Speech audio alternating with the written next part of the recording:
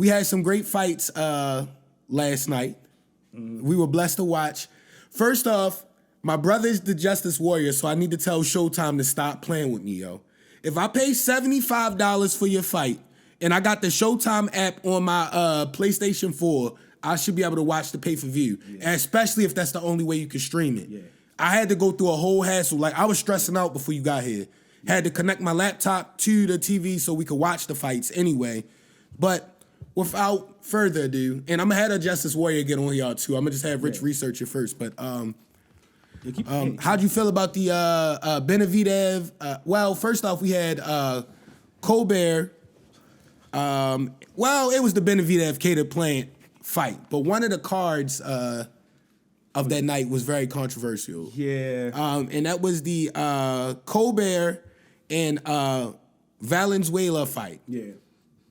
And it's like, it was a clear loss, bro. It was a good fight. It was a good fight. Colbert won. Colbert, how have you? Colbert. I think it's Colbert.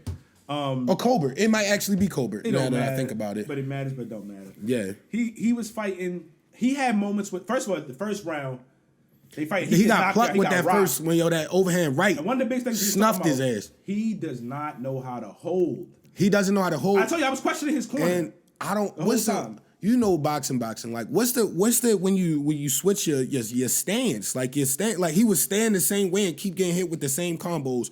Wouldn't clinch, like, yo, change. Yeah, like, move your feet or something, please. He didn't know how to hold. There was several times. And he's fast and he's nice. So it's like, it's frustrating when you see somebody that's athletically talented but just not doing the right things. I mean, the first few rounds, first couple, maybe 3 rounds, the guy clearly was winning. Mm-hmm. Then he had a couple rounds in between where it was like they was exchanging some rounds. But a lot of them was even. I could see when it was getting muddy, and he had a couple rounds that I thought he clearly won. Mm-hmm. But then the fight get later, he's getting hurt repeatedly at some point in a lot of these rounds. Yes. And the fight going on, and he loses the end basically, and we like, oh, this fight is clearly going to the other dude. Clearly going to the other dude was just timing him better. Colbert had good speed. He would get some good combos. He was talking to himself a lot in the ring and, trying to pump himself up because you could tell he was trying to will himself through the fight. Because one thing we did say, I was questioning his corner, teaching him how to hold, giving him smart advice for how to get out of tricky situations. Yeah, he was just letting it happen. Yeah.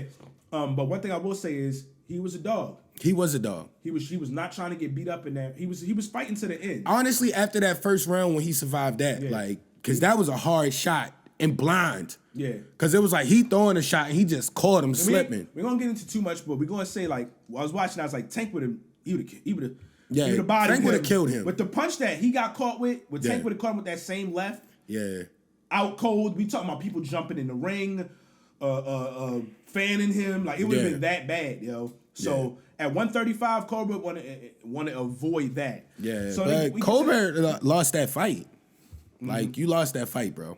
We get to the end of the fight and they call in the scorecards and nobody's expecting this. Nobody. It was a unanimous decision for Colbert, right? And we were an unbiased opinion. We didn't care. We just watched the fight like, clearly he lost. Like, you got knocked down and you lost majority of the rounds. And the rounds that you won was like, it still was a toss-up. So, I don't know. Before he even spoke, they did the interviews. I was like, I feel bad for him. That's that FanDuel Sportsbook. That's that sports betting shit. And I'm not going to blame it all on FanDuel Sportsbook, but that's that sports betting shit because it didn't even make sense.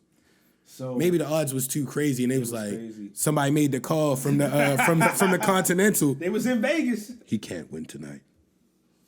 It was crazy, and like I said before, they even started interviewing. I was like, I feel for I feel for him because I was like, it's gotta be emotional. You train so many weeks and then you get robbed. Yeah. And he was the undercard. He was not the favorite in that fight. And he was talking about how he trained like 3 or 4 months or something like that. And he was like, a lot of stuff. And he was about to cry. Yeah. I was like, yo, I felt bad for him. He's about to cry.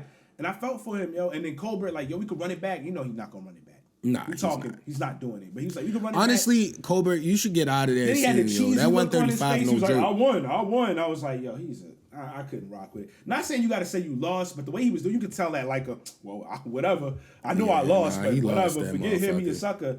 And all that running back, I'm like, he ain't running it back with him. They about to move on. When they normally rob a guy like that, they ain't doing it to run it back. They doing it for you to get past him. Yeah. They didn't expect him to lose to him.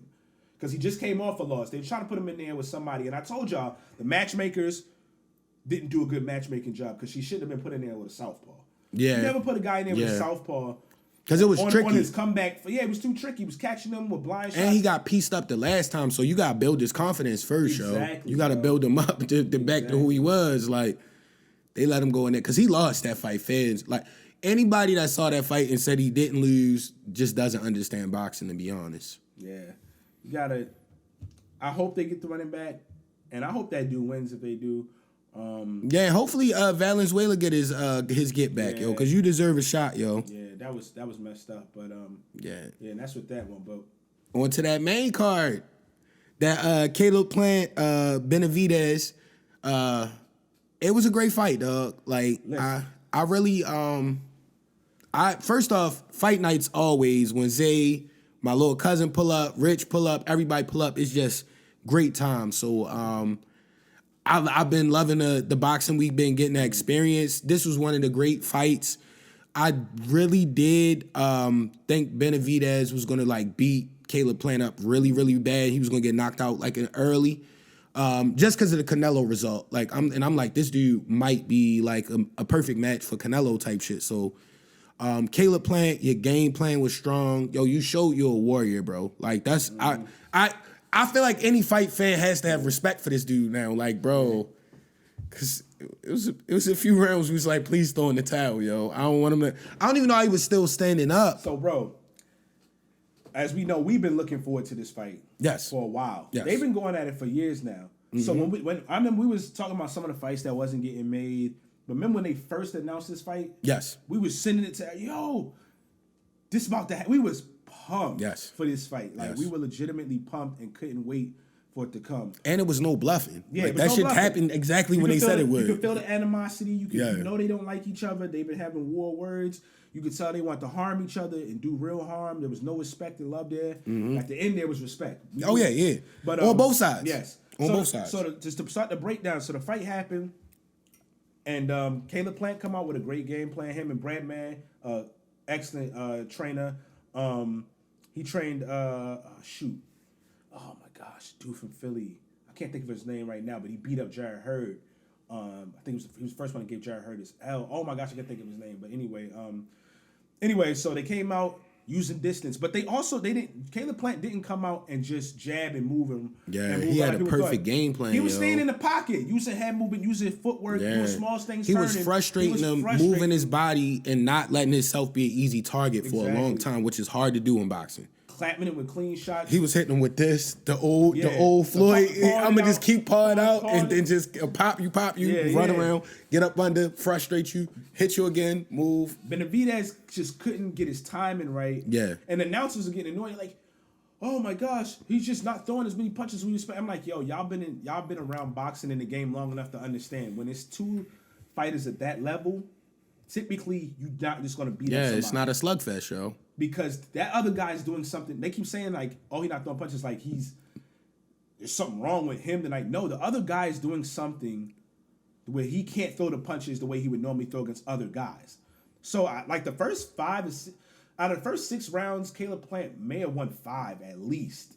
At the least. Some could say all 6, some could say 4 out of 2, but he won the majority convincingly of the first half of the fight. But as I was saying, as the fight was rolling on, Caleb, like Canelo, that Benavidez, power and size. Because they're really, Benavidez is really a 175-pound fighter who can get into 168. Now what I'm thinking it's going to start weighing him down. He caught Caleb Plant with like a crazy left hook to the body. Yeah. Because I remember when his right arm just like he only picked it up to throw a punch. Like he like whatever happened.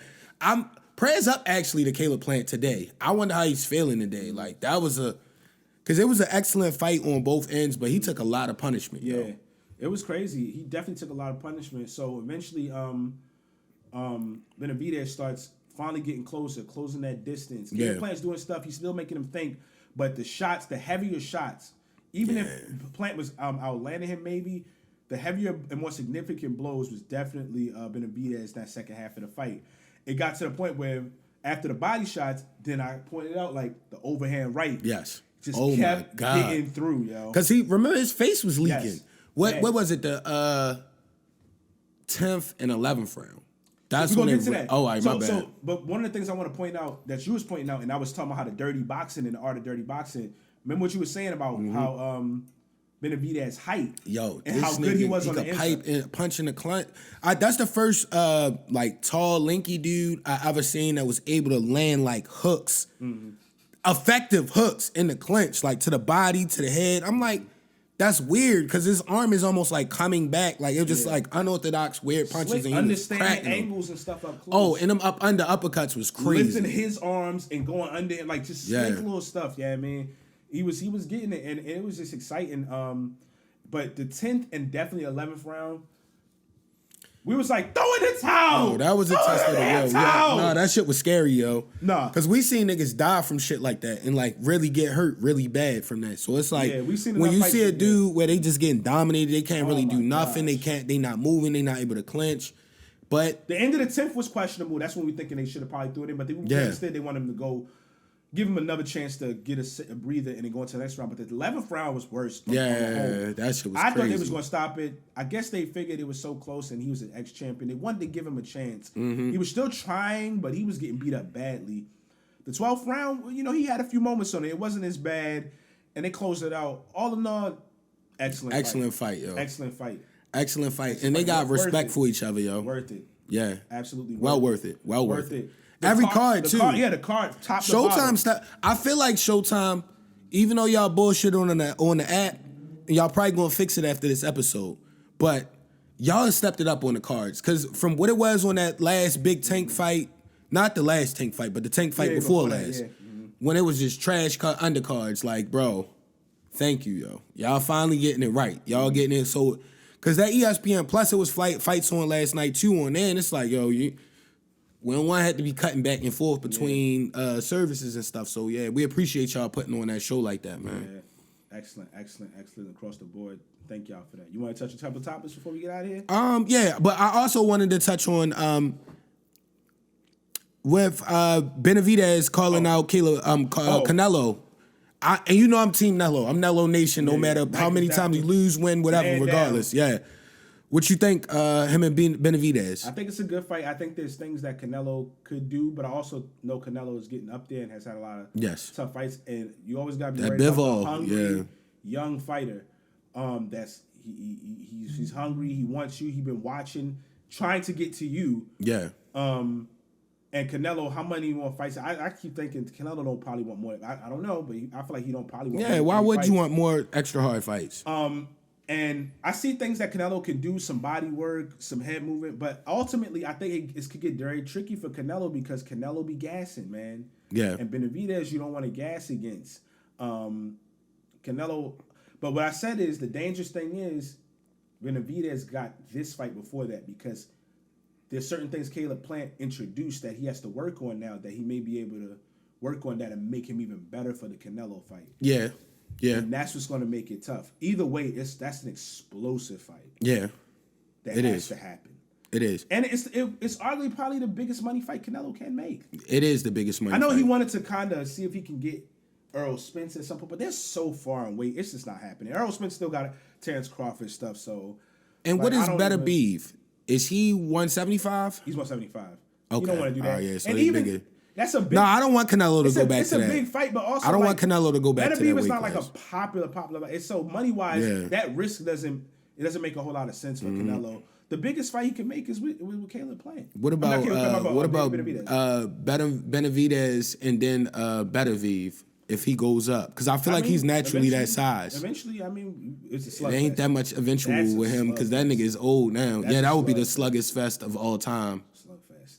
Somebody's getting knocked out. Yeah, somebody's gonna hurt themselves. Yeah, for sure. Yeah.